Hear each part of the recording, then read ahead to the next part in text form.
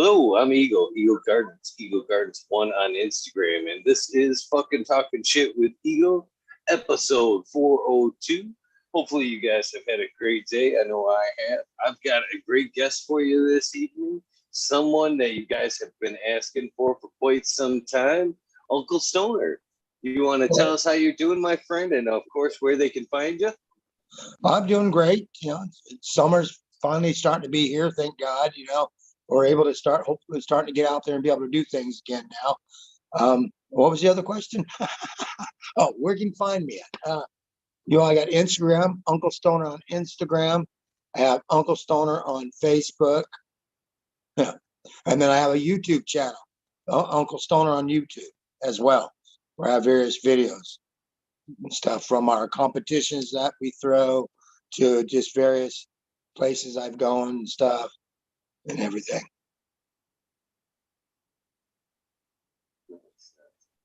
Well, I appreciate you taking the time to hang out tonight, for sure.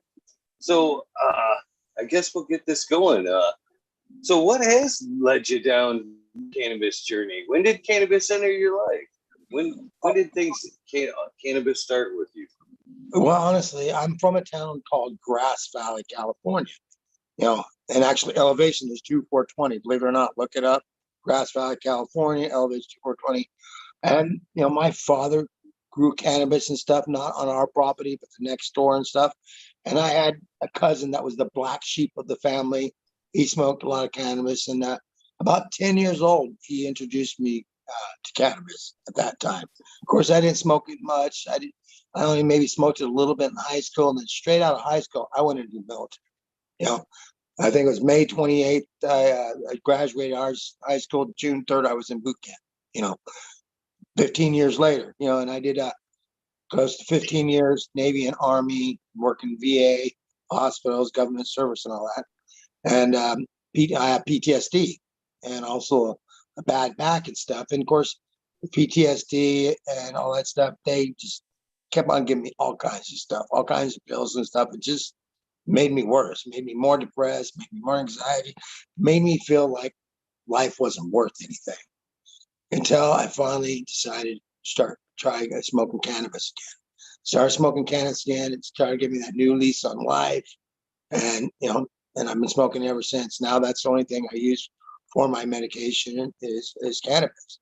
It helps me out with my seizures, because now since I've gotten out of the military, I have seizures once in a while. But with the cannabis, it makes it actually farther in between times and all the time. So, yeah.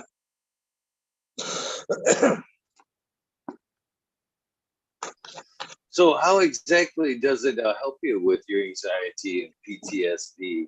I know it does help a lot of people, but it varies from person to person on exactly how it helps. So how do you find really fitting?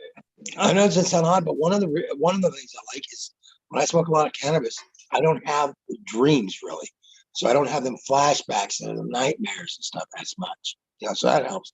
Or if I'm over anxiety and stuff, or I do have a flashback, I smoke some heavy indica, something more indica dominant or pure indica, and that relaxes me, gets me down.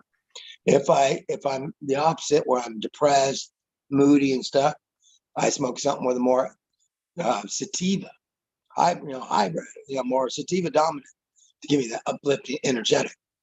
And so, that's what works for me. And same with the pain. If I'm in pain, I try to do a heavy indica with a high percentage of CBD, which most indica does have a lot of CBD in it. So that usually helps me with my back pain. So are you a grower as well, or just a Yes. I used to do a lot more of it. I had a 100% organic cannabis farm in Northern California. I'd get all my genetics straight from Amsterdam, straight from like Ben Drunker, and all kinds of other people over there, Sensi Seed, BC Bud, Soma, you name it. I used to get a lot of genetics from them. And I grew 100% organic in California. Now that I don't really have our permanent place now is in Jamaica mostly, because we're so busy in the summertime, we're traveling around. I have a place in Jamaica where we do breeding. So we do a lot of crossbreeding and stuff and work on our own genetics there.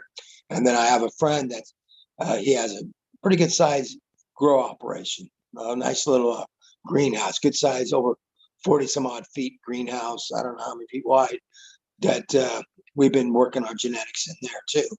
So yeah, I'm still growing. I kind of miss the girls because we've been here for like 3 days now. And usually every day we're in there for a few hours a day, three to four, 3 to 4 times a day in the greenhouse. You know, I personally, to be honest with you, though, I prefer growing outdoors. When you do greenhouse, it's a lot more trickier, a lot more problems. I see them little houses behind you. One little thing goes problem with one plant, usually,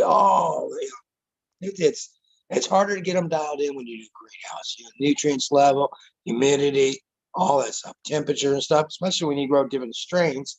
Because certain strains may need a certain type of humidity and heat, and then the other ones need less or so. So when you get a lot of different strains together in one greenhouse, you have to find that sweet spot where where all the plants love it and benefit from that, the humidity and the heat and everything. So, but with outdoors, I don't know. I just way better outdoors. It was just a lot easier. I knew what to feed it and how to treat it and everything. I worked real hard on my soil. Usually 4 months prior to 4 months prior to even putting anything in my ground. I put 10,000 redworms out there, and then like a month before, I put bat guano, mushroom compost, all that stuff.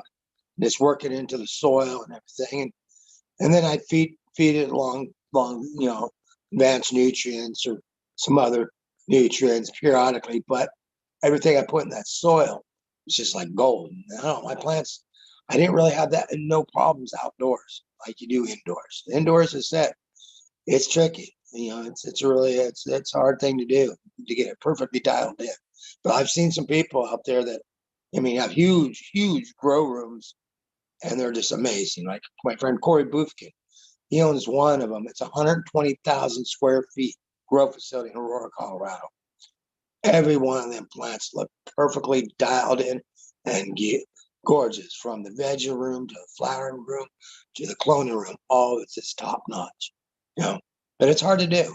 I said I prefer the outdoors, but then I also prefer doing the breeding there in Jamaica, because in Jamaica you have pretty much 12 hours on, 12 hours off, no matter what, there in Jamaica. So they start showing their characteristics real soon. They show up their male and female, so you can pick out your best phenos and sit there and start crossing them. And you can get 2 to 3 grows in 6 months, there in a 6-month period. You can get that. That's just for seed production, of course. You can do that. And so that's why I like doing what I'm doing in Jamaica. So when you started growing, did you see that the therapeutic side of cultivation coming? I asked that on purpose because, man, as far as anxiety and PTSD, cultivation side of it, it's just as therapeutic as the medicine, I find, for most. Yeah. Working with your plants. That's one thing I like about going into the greenhouse and defoliating and all that stuff. It's nice. It's relaxing, sit there. Yeah, it's really, I love gardening and working in the garden.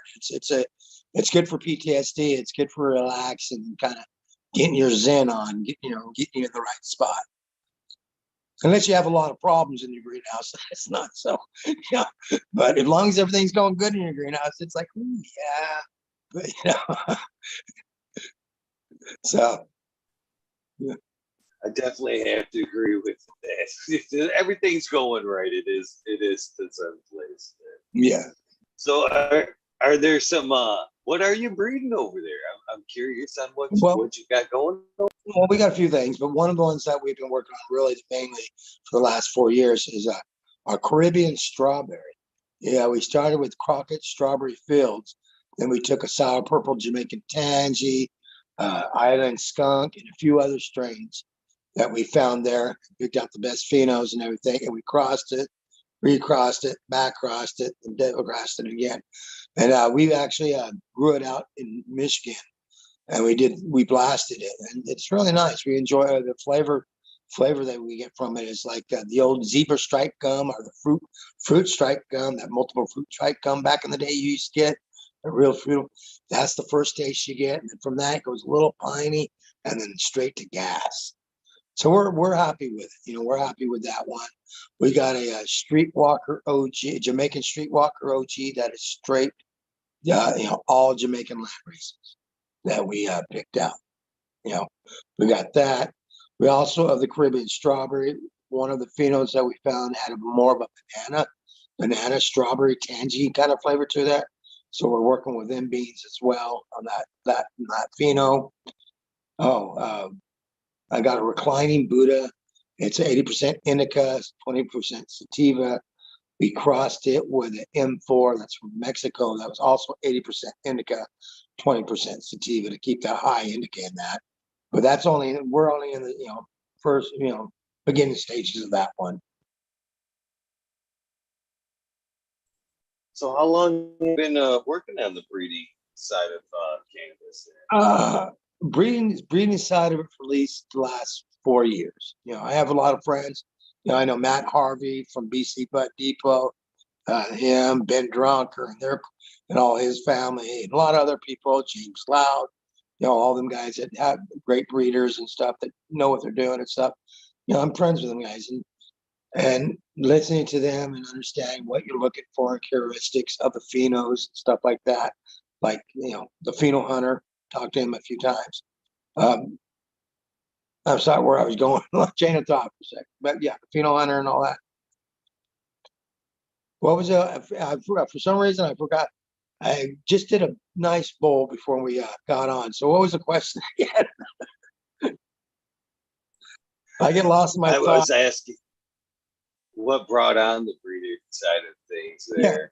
Yeah. What made you want to let you down that? And I'll be honest with you, because I'm old school. I first went over to Amsterdam back in 2002 over there and all that. And I remember the original skunk, all this original stuff, that nowadays, a lot of this stuff, it has so many different crosses and the crazy names, all high-end boofy stuff. So I wanted to get back to trying to get some original land races, use some of this new stuff, like, some like Crockett's Strawberry Fields, use one of Soma's old stuff, use some old stuff, maybe with a little bit of new stuff, but definitely cross some of them Jamaican land races, because there's a lot of great land races there in Jamaica. Like my wife's been working on for the last 4 years a Sweet Island skunk. They got a really good, good skunk over there in Jamaica, and so we've been working on that. By picking out, finding the best phenos, kept on crossing and recrossing it.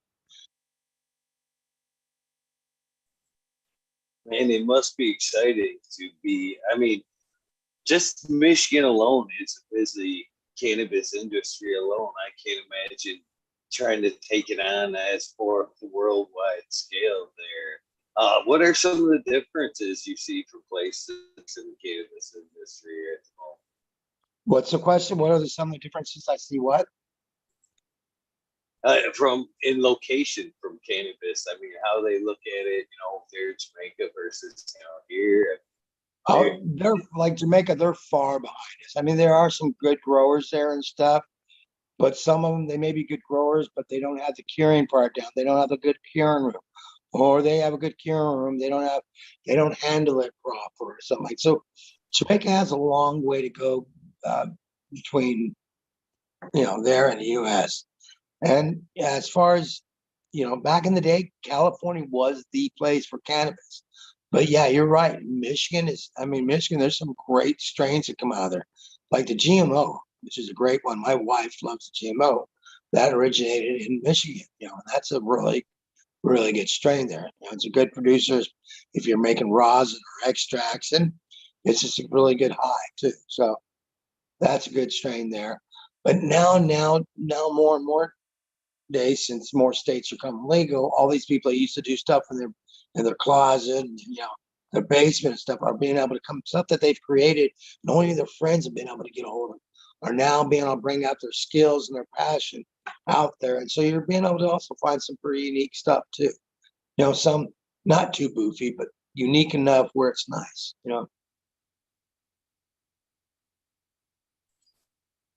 what are some of your favorite events that you enjoy going to currently?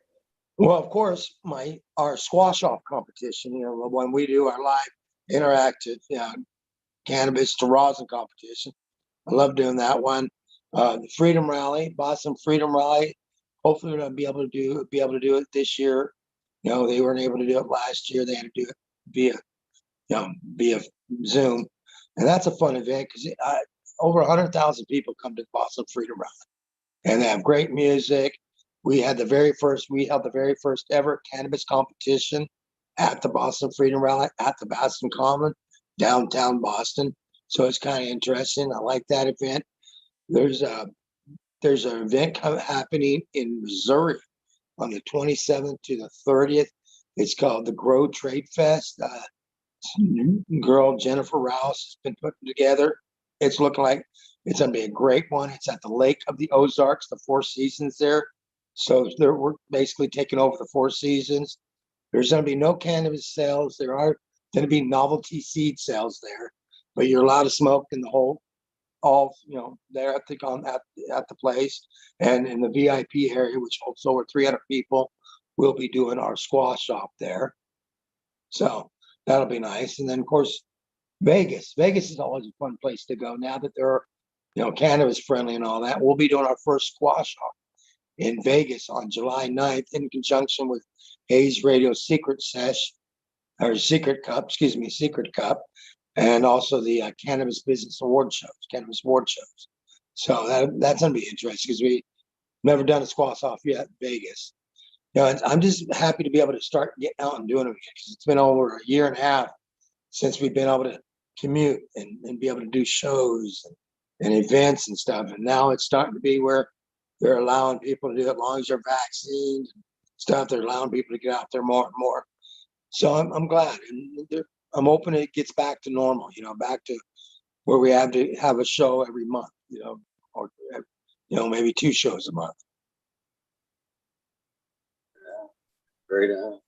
Well, what before I ask my next question, before I forget this, I actually would like to thank you for doing what you do in the cannabis industry. You were very influential in getting a past guest of mine on the show. I had been trying to get him on for quite some time, and then once I was like, I was told that I was also a big fan of yours, and so once I said, well, Uncle Stoner said he'd come on, and actually, all right, he actually, and that was a THC for PTSD. A Flint grower there. Todd. Yeah, Todd. Yes. Yeah, Todd. Great guy. Yeah. Yeah.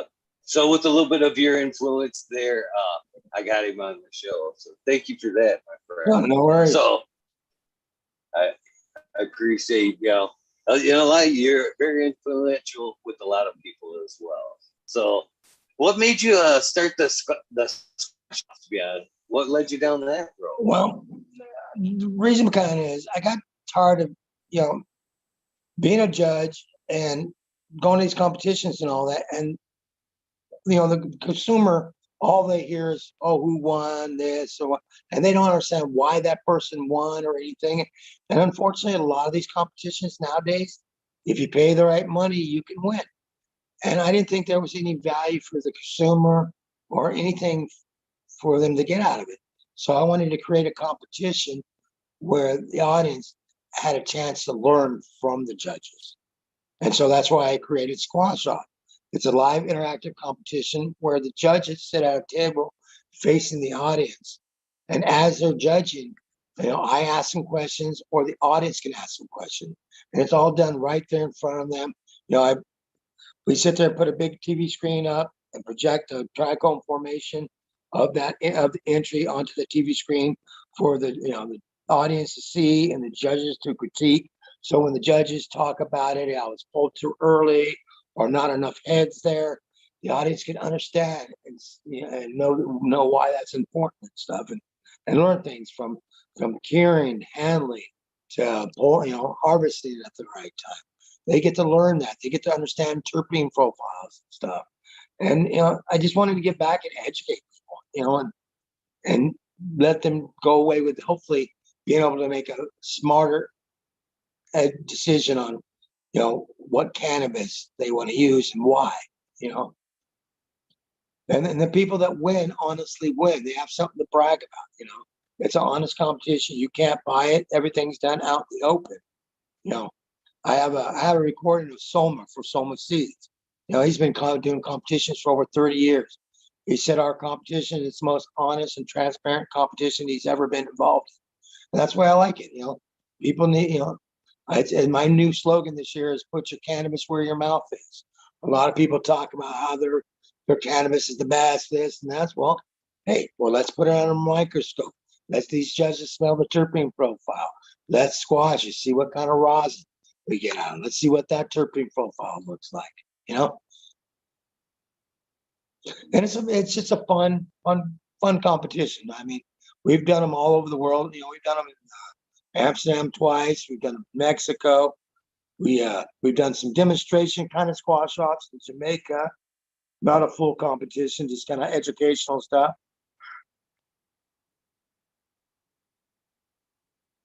And we've done I gotta agree with Jason.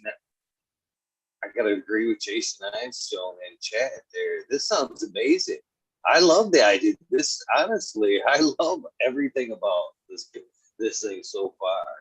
Because like you said, a lot of people I like to learn, but when you're really throwing it out there, it makes you feel it sounds like you're there and you're like really wrapped into it. Like you have your say it. It sounds amazing. It really does. It sounds like that event like I've never heard of it. It sounds pretty awesome. So where was the first one at? First one we did, it was at Chalice with Rosentech. I came up with the idea, and I got a hold of a friend of mine, Glassball, and I said, here, make me some awards of this.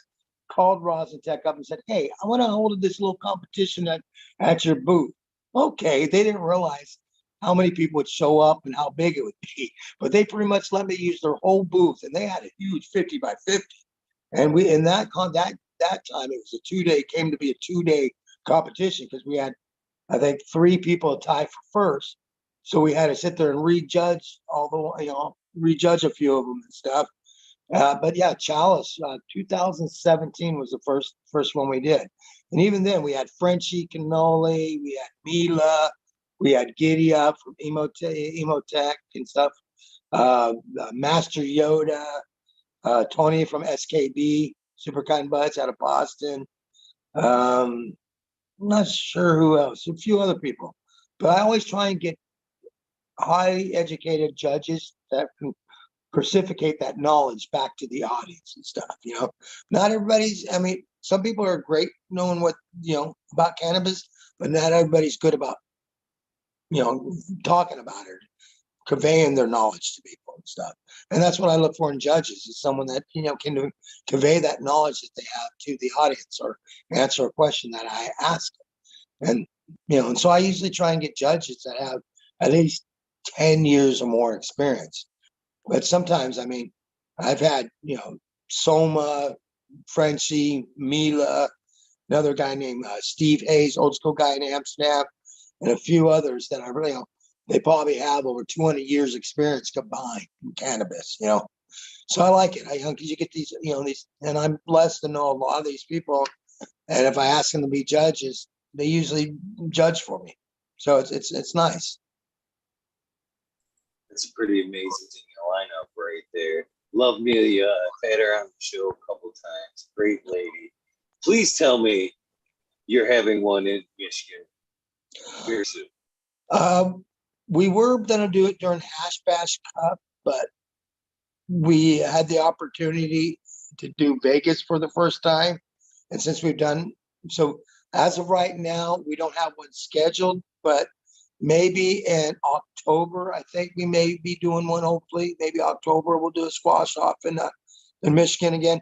Because as I said, right now we're getting booked up. Like we're even doing we did our very first ever last year in Buffalo, New York, a CBD squash off, and so now we're going to be probably doing 2 more. We may be doing one in conjunction with Champs at the end of July. do a CBD squash off. And then in Madison, Wisconsin, with a gentleman named Adam Brown helping us put it on. I'll be do a CBD squash off there because a lot of people don't understand. There's a lot of people that smoke CBD rosin. It's, you can make some really nice rosin out of some beautiful CBD flower, some hemp flower. Some people don't know that. So we're going to be, I think that competition is going to go over well, especially in Wisconsin. There's a lot of hemp farmers there. A lot of the good quality hemp comes from Wisconsin. Like, I know like USA Hemp or Hemp Living USA. They're based out of Wisconsin. They always have some great hemp products and stuff, from gummies to Delta 8 to the flour. So I'm kind of excited about doing the CBD squash off, which I'll have to get all hemp farmers because a lot of people don't understand the trichome formation and the way it's supposed to look and stuff is different than THC flower. And so you have to make sure you get the right judges that know what they're judging. And It sounds good, man. But we can't discount Michigan, as well as some good cannabis. I mean, we have some great extraction artists here as well. I mean, worthy of a squash off. I think we've got enough here worthy of. Yeah, no, definitely. I'm sure. I mean, so have you had a favorite spot so far? What let me ask this, because favorite would be a little biased, but you can't lie with numbers and attendance, right? So which one has kind of been the biggest one so far? Ooh. Oh man. I might want to say Mexico. Believe it or not, Mexico, not this year, but last year when we did it, we had a huge crowd there watching and everything, over 300 people. And I had to have a translator too. So that's what impressed me. I had to have a translator. So whatever I said, I had someone translate.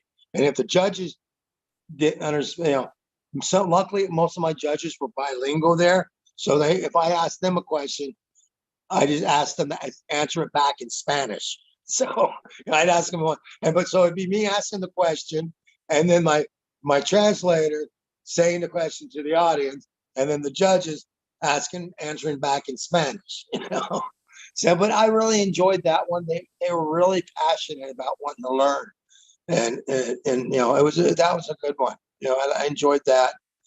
Of course, Amsterdam. I mean, you can't beat Amsterdam doing a squash off. One of the first ones we did, the place we did it at, right in front of it was the Amsterdam police station. So we did a squash off. Pretty much, here's the police station. Right there is where we did the squash off. And technically, it's, I don't know, it's a gray area, but I just wanted to do it right there to see if we can get away with it. And we did, no problem. That was a fun time doing that one in Amsterdam. I love your attitude. I just wanted to do it to see if I could get away with it. I know. Funny about it, because I didn't think about my judges sitting outside in a little terrace there. They're here, police station's here, and they're all there dabbing and stuff like that, just getting all high and shit. Cops walking in and out. That had to be a pretty different experience. Yeah, that's fun. Resurrection Prophet in chat would like to know when are you going to be in Vegas? July 9th is when we're doing the squash off there, in conjunction with Hayes Radio Network. They're having a secret cup there, and at the VIP golden ticket party, we're going to be doing the squash off, and then be announcing the awards on July 9th. And then we're in works with Champs Trade Show. We'll probably be doing a CBD squash off at the end of August. I think that's the 27th to the 30th, maybe. And Champs will be there in Vegas. Is there a place where they can find the schedule? For our schedule, where all we're going to be at? No, we haven't Yes, put sir. that out. Yes, We're sir. still ironing out details. I need to get something put down and everything because there's one or two that we do have, few we do have locked in, and one or two we're waiting to lock in. But I'll have something up in hopefully in the next week or so on the Squash Off page, which you can go to, Squash Off on YouTube or Squash Off on Instagram as well.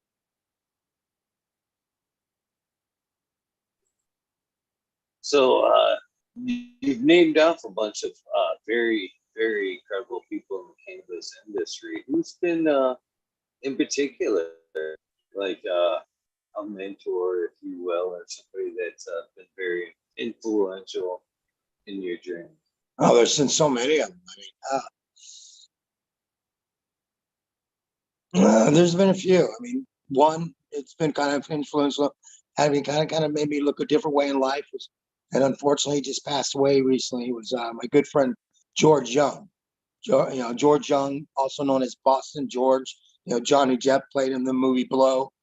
We became pretty close friends. I learned a lot about life and stuff from him on that side. As far as cannabis, another person that passed away I learned a lot from is Franco. Used to be from Strain Hunters. You know, he taught me a lot about cannabis and things. And of course, Mr. Ben Drunk. Ben, even back then, back in the day when I first went over to Amsterdam, I was dealing with my PTSD. I was ADHD, hyper as hell, had dreadlocks down to here, and he still kind of befriended me and always gave me a smile and always hooked me up with genetics and stuff like that. So Ben Dronker from Cincy Seeds, great guy. I always enjoyed spending time with him. I was blessed.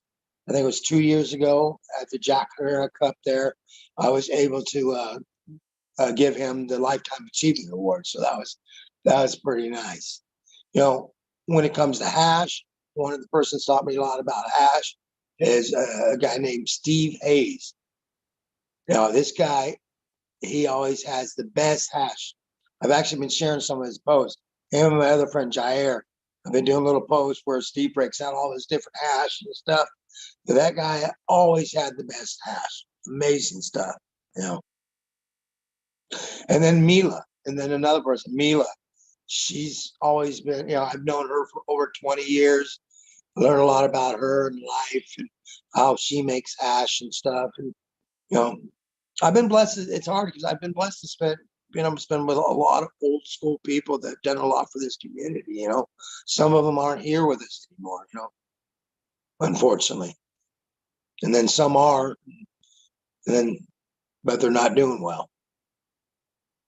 Eddie Lepp, he's another good guy. I used to go up to his farm back in the day in Upper Lucerne County. He used to talk to me, teach me a little bit about growing tips and too as well and stuff. And actually that's where first time I ever grew Jack Herrera. I went up to Eddie's farm. It was during Jack Herrera's party. And Jack hands me a tray of the original Jack. So I got original Jack Herrera from Jack back in the day. That was kind of, special to me, and he was cool to hang out with. But as I said, there's just been so many of them. I've learned a lot. Each person I've learned a lot from, and I just took back what knowledge they gave me and applied what I thought I wanted to, and maybe took out some, especially when it came to growing or something like that. And that's how I did it. I learned and absorbed what they told me, but then either added to it or changed it a little bit.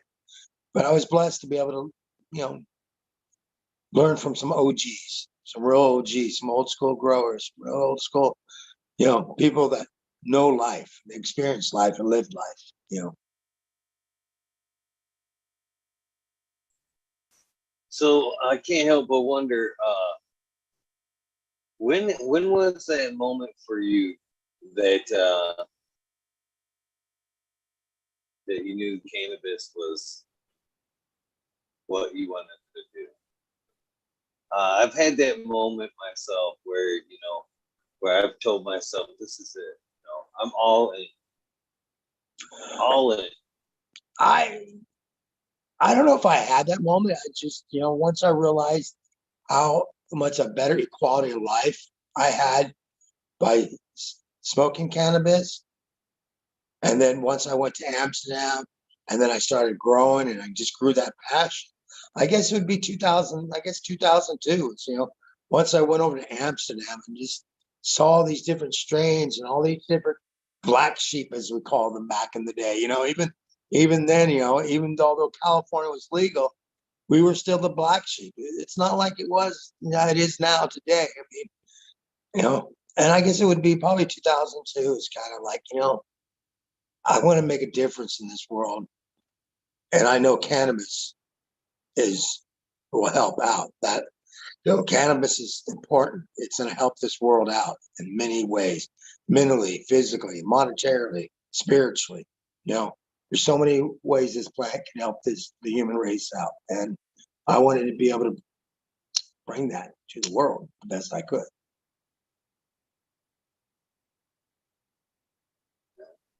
I appreciate that. You've done a great job. Good report, hell of an effort so far, my friend. Thank you. So tell me a little bit about the scene there. I mean, it had to have been pretty amazing to start a fire. So tell me a little bit about that era, if you would. Back in Amsterdam, it was like all the OGs were like rock stars. I mean, people treated these people, all these old school legends, Eddie Lepp, Ben Drunk, Eagle Bill, Sam the Skunk Man, all these, all these guys, even Buddha, him just starting out back then, he was still treated because he had that cheese. Adam Dunn, he was a rock star. All these people were treated like, because they had the best strain, best genetics. It was like pretty much, especially during the cup, during high times, it was just party central. Everybody had a great time. It was just a lot funner times, because but it wasn't all about the money like it is now. It was, a lot of people that entered over there were all black market people and stuff, Only a few companies, because you only had California that was legal back then. So all these people that came and entered either were Amsterdam or a few people from different states or countries that, just entered just because they wanted to enter. It wasn't about the money. It wasn't about the, making all this money on this next strain. It was all more about the plant and the passion, I believe. It felt more about the plant, more about the passion about them. But it was a good time.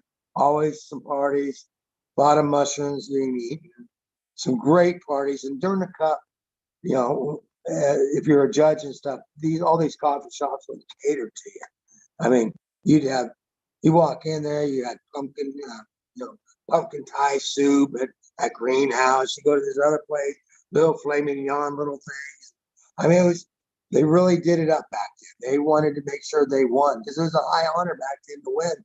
So a lot of these dispensaries and stuff would really treat all the customers and the cup goers really nicely. Nowadays it's a little different. It's gotten smaller, as far as at least the high times cup, going there. But Amsterdam still has a cool passion, a cool vibe. It's just not exactly the same, but it's a fun place to go. And it's great hanging out in coffee shops. And if you're young enough, definitely stay at a hostel. That's where you go to stay at a hostel. You get to meet people from all over the world. And one thing that brings old people together is that joint. You start smoking a joint, you start sharing it with someone you don't know. Next thing you know, you meet a new friend from a different country. That's one thing I like about that. Anywhere in the world you go like this. People know what that means. They know it's not a cigarette. They know, that means, hey, you want to smoke, And universal signal.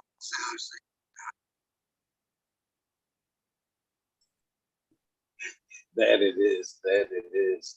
So I can't help but wonder your thoughts on the evolution of hash to now. I mean, you've run into a squash off, but I mean, you've definitely had time in Amsterdam where hash was hash, and it wasn't rosin You know what I mean? So how do you feel about, the evolution, man?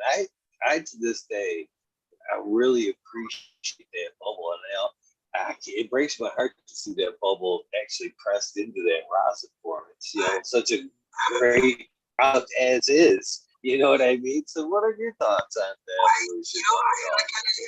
It's kind of each, I like both forms. I love them because the only place, it's hard to find really good hash here in U.S., because I said most of the people don't press it right away. So that's the only way you can find Amsterdam. That's why I like about Amsterdam, because you can actually get hash there and smoke good, fine Nepalese, some full melt bubble hash. I like it a bit, but I also love the way the rosin turns out when you press it. It's just like, it's amazing. I mean, the percent THC level goes up so much higher. And if it's good hash, the flavor, the terpene profile just really comes out of it. Of course, there is hash out there you can dab them too, like a Bubble Man, DC Bubble Man. He came to my house in Jamaica about a year ago, came to visit. Unfortunately, I was leaving that day, so I only got to see him for 30 minutes. But he brought over some of these full melt, and we just dabbed it. It was so beautiful. So there is some raw hash out there, full bubble, full melt that you can dab if you know what you're doing. If someone knows what they're doing as well as that Bubble Man does, there's some fine ass stuff. But for some people that aren't as well at making hash, but they can make okay stuff, you take that okay stuff and you press it right, and then you get some fire. I mean, you get some fire out of it, I believe. So, I don't know. I like the rosin. I mean, it depends on where I'm at, actually. I mean, I like them both. I can't really sit there and say I like one better than the other. It just depends on where I'm at. Here, of course, I'm not going to get that much hash here in the U.S. stuff, but I'll get plenty of live rosin and stuff. So I'll smoke that. Of course, in Amsterdam, oh yeah, I'll be smoking a lot of hash, just regular hash there. Can I get you to maybe tap your phone? Sometimes some phones get like tunnel a little bit. It limits out on you. I can see you. It sounds like you're speaking, and the mic's a little bit weird. Sometimes saying, I'm happy with it, but Chad says it's a little like you're almost speaking it again. How's it now? How's that now? Same. I so maybe try tipping the phone a little bit. It can be like maybe up and down real quick. Sometimes in my phones. Does that work? Yeah, I'm good with it. I'm good with it. They usually come back. I don't know why they do it. They do it. I'm good with it. So let me ask you this: hash rosin or flower rosin? That's one thing I can't. I'm very adamant of saying leave the hash and then kind of take from the flowers. You went through the process of making your beautiful bubble. If you want rosin, just skip the work. So what's your thoughts? I don't. If you make good enough rosin, hash, full melt hash where you can dab it, leave it. But if it's like mid-grade or not, squash it, turn it into some nice, rosin. But also, I love flower rosin, especially. I mean, I've tasted some amazing flower rosin from some of our instances where it sugars up. As soon as you press it, actually sugars up. Where you can't even tell that it was pressed. It's so sugared up that it looks like it's been purged and everything. There's some, So I like them both, but I agree with you. If you have some full milk, leave it. But it's mid-grade or something, press it. But when it comes to which one I like the best, it depends on if I make it or if someone else makes it. Because if they make the hash into rosin, they have to know what they're doing and stuff to keep the terpene profile right and everything. But with the flour, usually if you do it right, no matter what, that terpene profile is going to turn out really nice. I'm almost afraid that the hash in itself, a nice bubble, or even just the old school hash that we remember, will be a thing of the past here soon. Is what I'm afraid of, because I've lately a few times I've been in a group of people and brought out some nice hash, and they look at it like it's almost opium. They're used to the dabs, rosin, all that stuff, a little pluck. It's pretty. You know what I mean? They don't know what it is. So I'm afraid that the old school hash might be something that gets lost. Yeah, maybe eventually, but as long as some of these old school people are around, like Frenchy Cannoli, Mila, and even Bubble Mat, I think that they'll keep it alive. They'll keep the hash movement alive. But I think it'll still be around. I mean, of course, it's people making it. If you notice, not too many people make hash nowadays. They also take their trim, and then what they do, they take the trim, make it in. Well, if they do make hash, they take the trim and then squash it.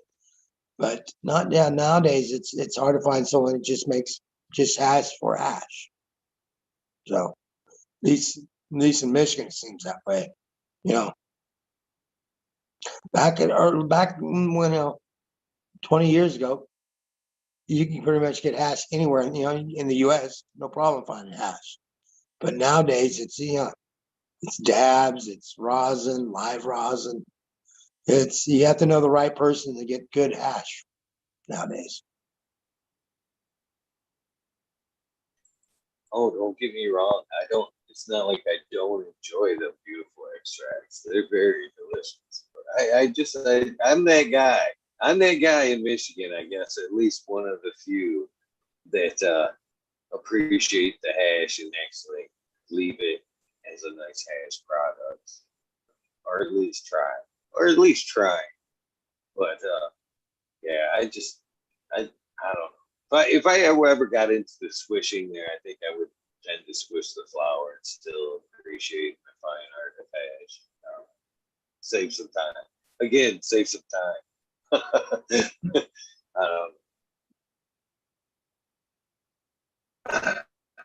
So, what are some of your favorite strains that you've came across? I mean, as either rosin form or flour form.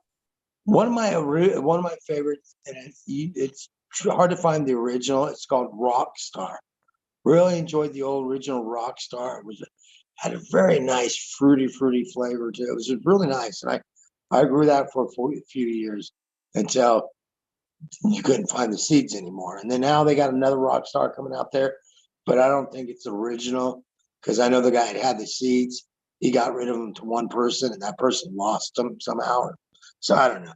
I like the Rockstar. Old Mother Sativa. It's old strain. I like that one. As far as flower form and everything. And rosin, I like GMO. I had a really nice sherbet. It was live resin though. Some beautiful sherbet. That the sherbet flavor just came out just so nice. It was just really nice. And of course, the original skunk, old school skunk. I remember back in the day, first ever trying skunk. That got me so high. Just one or two puffs, and I was just, Of course, unfortunately, my tolerance is a lot higher than there nowadays. But I like the original, old school skunk. I like that one very well.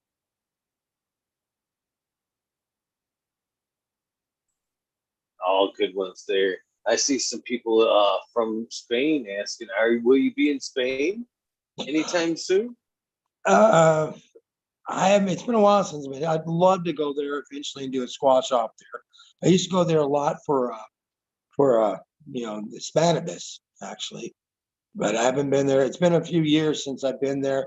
Hopefully, now that the COVID's starting to die down and stuff, and things are starting to open up, I'm hoping we can organize some kind of squash off there perhaps next year.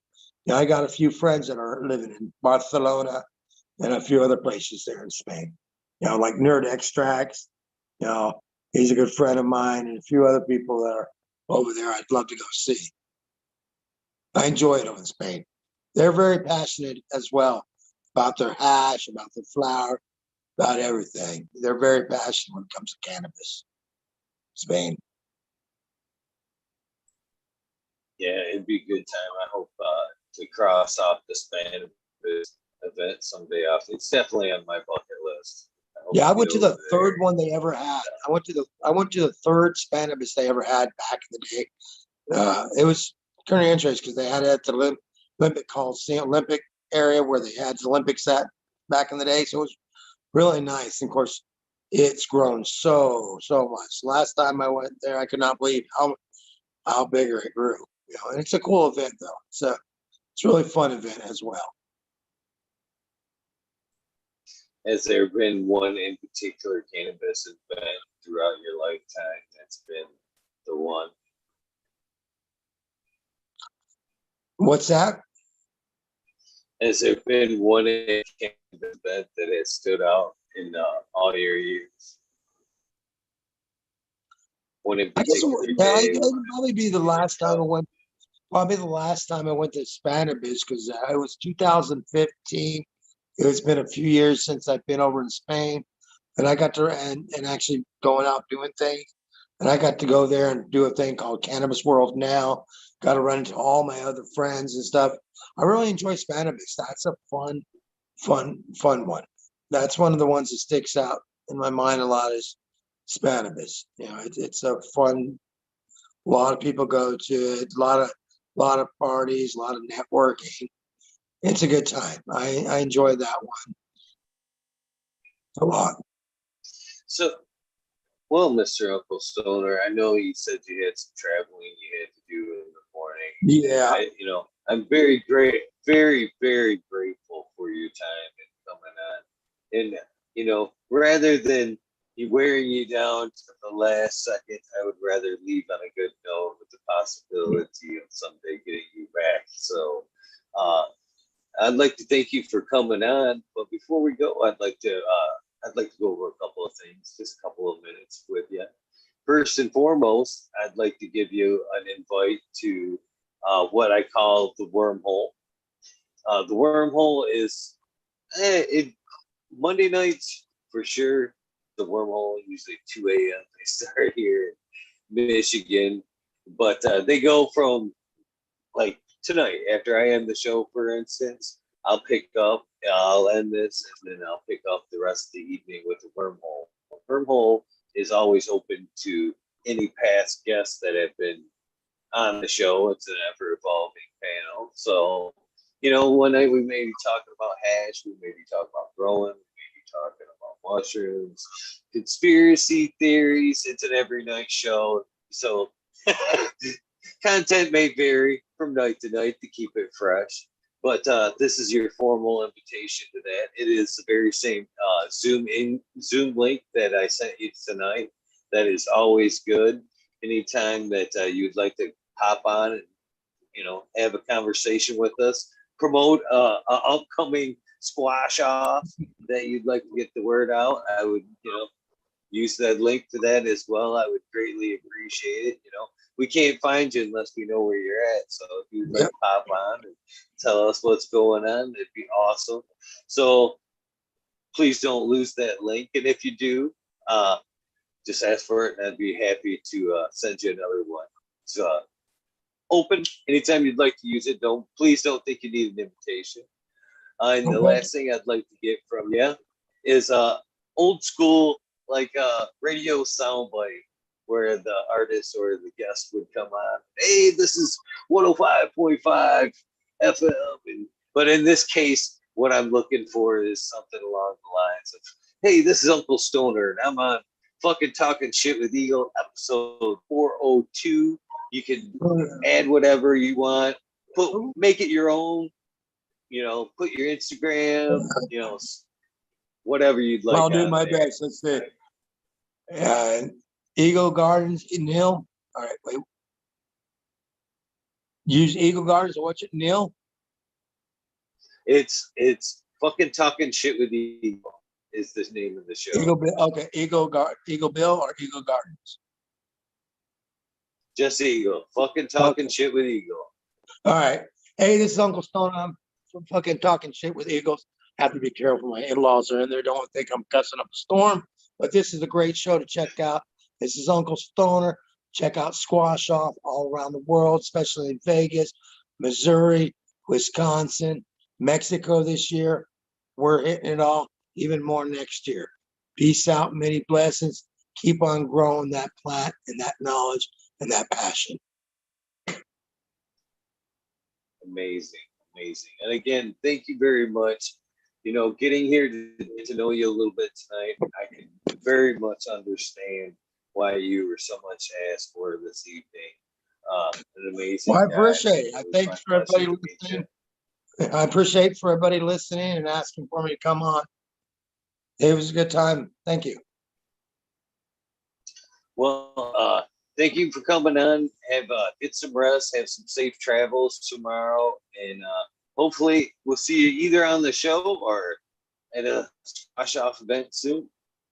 All right. Peace out. Peace out. Have a good night. Thank you guys for tuning in. Episode 402 with Uncle Stoner. I greatly appreciate you tuning in. You guys know the deal. Please do something nice for somebody. Random acts of kindness do save lives. I'm never going to quit beating that drum.